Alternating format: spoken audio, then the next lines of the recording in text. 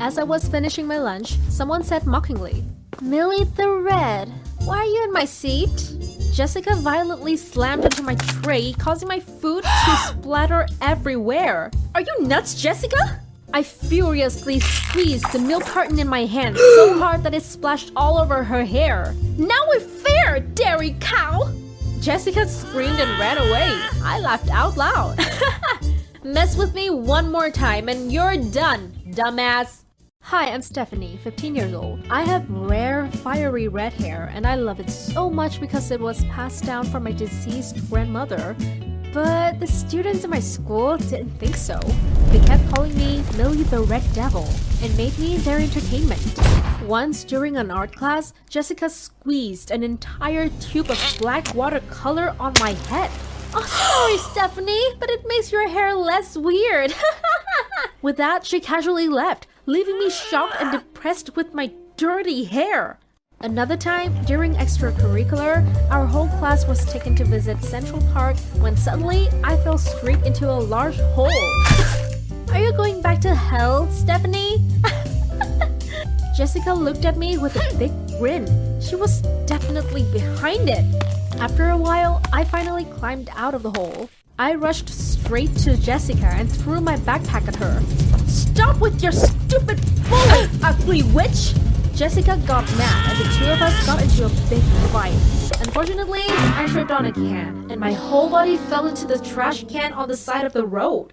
Dazed and angry, I left in the laughter of the surrounding crowd. What a pathetic field trip! That night, a friend of mine in the K-pop fan club invited me to perform a song. Even though I was shaking, I still went on the stage and rocked the floor with "How You Like That" by Blackpink. But because I was too excited, I jumped from the stage to the cheering audience without noticing that the stage was 7 feet high. As a result, I broke my leg and had to be in a cast for a while. Although it was not something to be proud of, the video of a red-haired girl breaking her leg while performing became extremely viral. After only one night from an unknown person, I became a star in the school. The next morning, when I was sitting in class, many people came by to say hello, even though I had never talked to them. Jessica also tried to avoid me whenever I walked by. Not only that, the meditation club and the contemporary dance club even fought each other to recruit me. It felt nicely interesting to be famous. A bunch of boys also came to ask for my number, but only one stood out.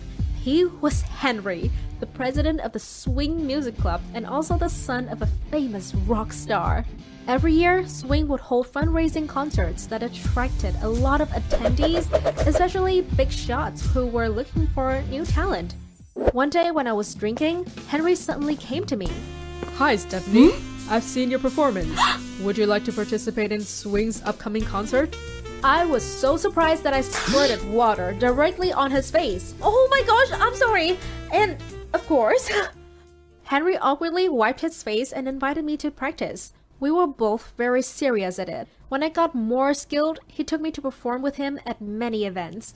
There was not a single person in town who didn't know about red-headed Stephanie.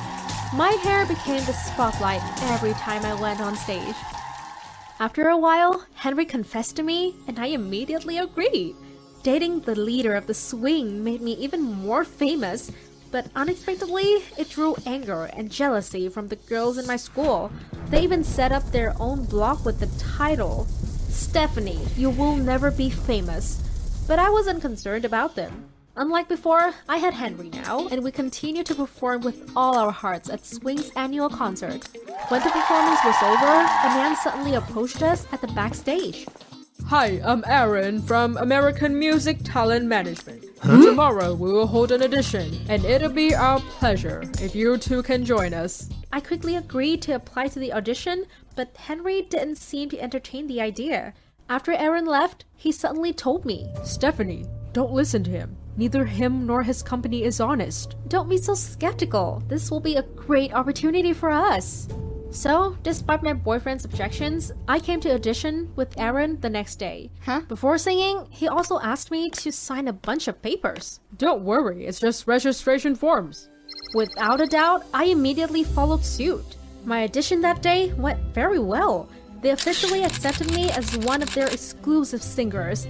Aaron helped me arrange everything from stage clothes, shoes to legal stuff, and my job was only to shine on stage. After 2 months of preparation, my first big performance was at an important music show.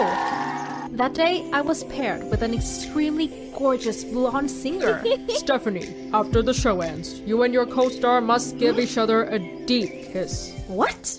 Why do we have to kiss? You don't need to know. Just do it. Although I was bewildered by his strange request, I still reluctantly agreed. After performing the song, I quickly approached my co-star and gave her a very passionate kiss. The audience went absolutely crazy over it. They clapped and shouted frantically. My debut was more successful than I expected. And unsurprisingly, overnight, my name appeared all over the media. The whole world exploded with the image of a dazzling redhead burning the stage with her outstanding performance that ended with a fiery kiss. After that, almost every teenage girl dyed their hair red like me. They even called me the real-life Ariel. That made me extremely excited. About a week later, Henry asked me out to talk. Stephanie, you must stop working with Aaron. He's just trying to take advantage of you. Trust me. You're too much, Henry. If you can't accept that I am more popular than you now, maybe we should break up. Henry was speechless while I coldly walked away. Still, that event heavily affected my mood. It led to a catastrophic failure of my show rehearsal. Even my voice was muffled and distorted. Disappointed, the show director told me in private. Stephanie, you should lip sync for now. I'm sorry, sir. I swear my voice will be back to normal by tomorrow. Don't sweat it. I just need your red hair. As for your voice, it never really matters. Then he turned and left. His words left me devastated. So only my hair was worthy? I burst into tears and ran away.